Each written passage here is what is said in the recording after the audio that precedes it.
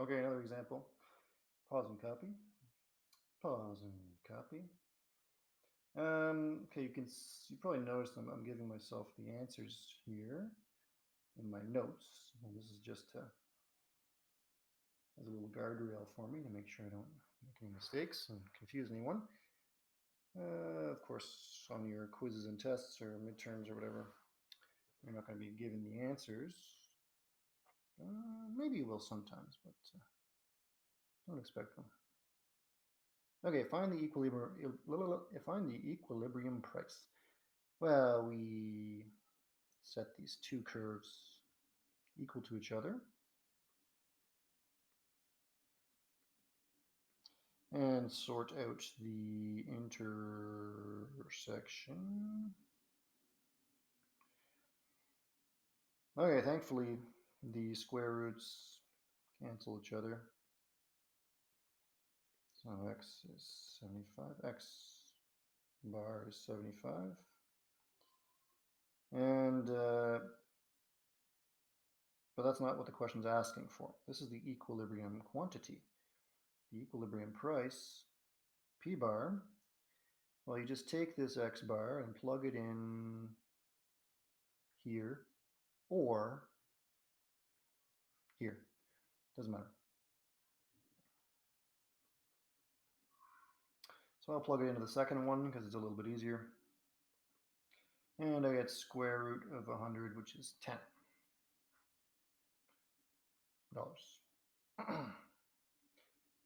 So sketch the region that's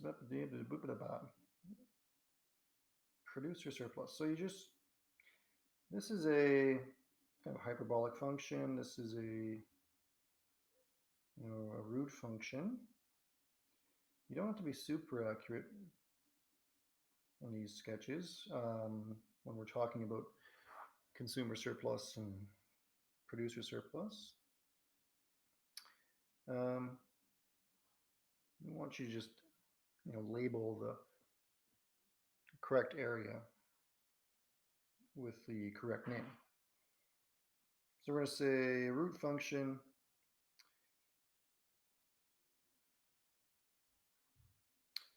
say that's minus 25 plus 25 plus 50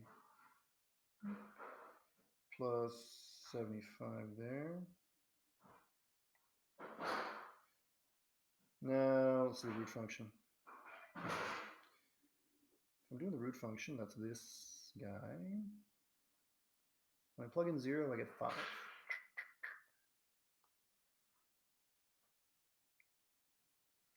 And the equilibrium is 10. Yeah. So if I'm just trying to think of what I want to do. I'll put a 5 here.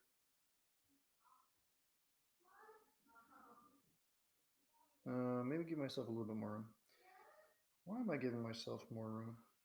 Let me just explain my reasoning here. Now I'm looking at two things at the same time. I'm saying when I plug in 0 into the supply function, I get 5. But when I plug in 0 into my demand function, I get 20. So I want to have 20 up here. There's 10, and there's 5. So what I'm trying to say here is that when you're doing a sketch, have a gander at your functions before you set your scale. Okay, so the root function is going to go through the equilibrium point. So it's going to go through that point. And the root function is also going to go through that point. And when I plug in negative 25 here, I get 0. So it's going to go through that point there. So I'll draw a root function is like a parabola that's on its side.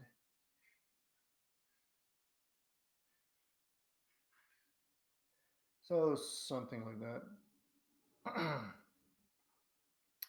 And this is the supply function.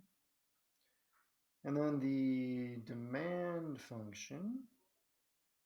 Again, when I plug in 0 here, I get 20. So I'm going to go through that point there. And I'm going to go through the equilibrium point there. So I'll try to draw something that's kind of concave up. Oh, that's not good. I'll try to be concave up, but I will not be too upset if it's not perfect.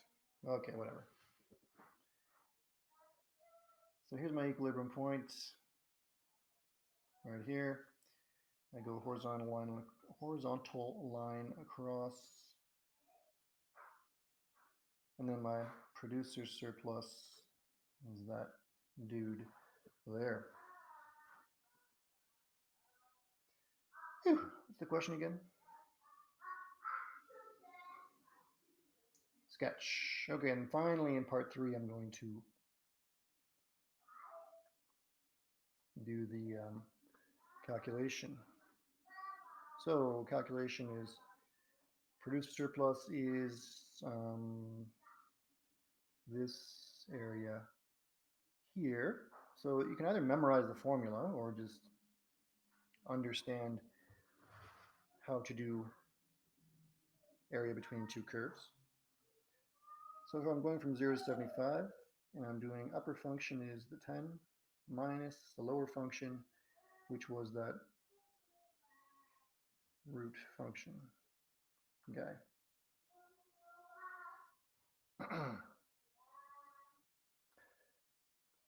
So what do I get? I get 10x, and this one will be 3 halves.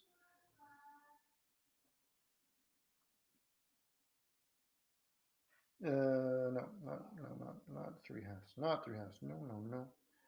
2/3.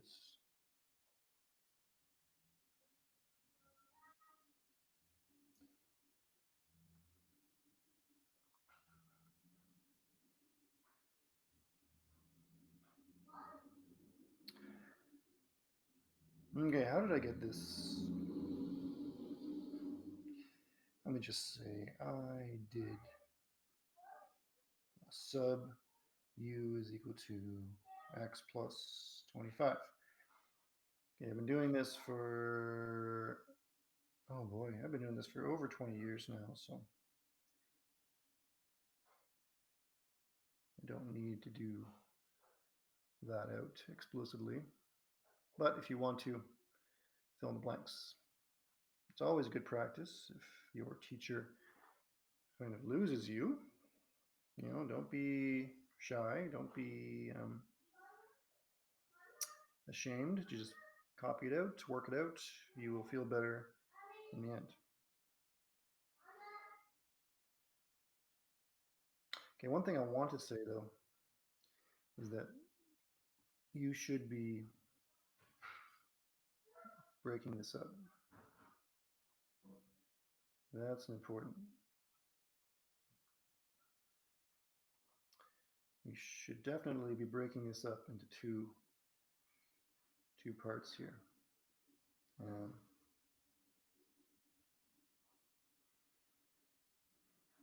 And because if you're doing a substitution, you only need to do that substitution here. Okay, you should separate out the simple integral there. Okay, what do I get here? I get 750 minus 2/3 100 to the 3/2 minus 0 minus 2/3 25 to the 3/2. Okay, an important word about calculators. Your calculators probably do not like these fractional exponents. So you don't, if you want to see what I mean, try to do -1, oops, try to do -1 to the 2/3. Try to do that in your calculator and see what happens. If it does not, if it gives you an error message, then you should ask me about it in class. Okay, back to our calculation. 750 minus 2/3. Okay, when I do 100 to 3/2, I do 100 to the half first, and then I cube it. Now, if you use your calculator and do it this way, then you will be fine. There will be no problems. Let me repeat that. If you're using your calculator and you do this in 2 steps, okay, so you do the 100 to the half is just 10, and then cube it afterwards, your calculator should be able to handle that, no problem. That idea will help you here. So where was I? 1,000. Plus 2/3 times 125.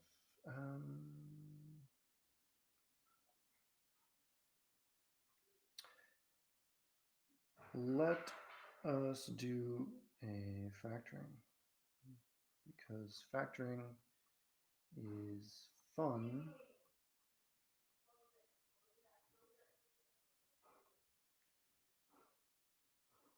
Uh, 875. Oh, this isn't going to come out nicely, is it? What can I do? 2250 minus 1750. 1750, yeah, over 3, which is 500 over 3, which is the 166, 60, we'll say 7, rounding.